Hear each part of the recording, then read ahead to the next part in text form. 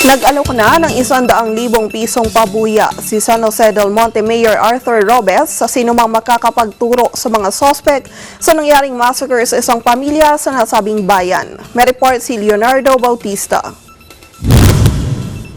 Nagalok ng 100,000 pabuya si San Jose del Monte, Bulacan Mayor Arturo Robes sa makapagtuturo sa sospek o mga sospek sa naganap na massacre sa 5 miyembro ng isang pamilya sa Barangay Santo Cristo.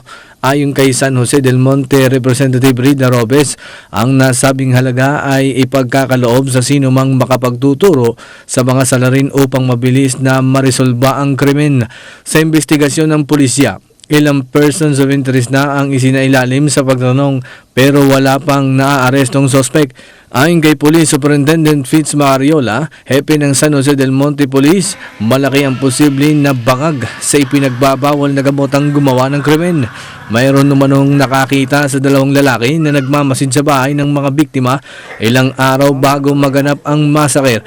Tiyak naman ni Macariola na mabibigyan ng hustisya ang sinapit ng pamilya. Samantala, plano ng padre de pamilya na si Dexter Carlos na iuwi sa Cagayan ang mga labi upang doon na lamang ito iburol. Leonardo Bautista, Eagle News, I am 1 with 25.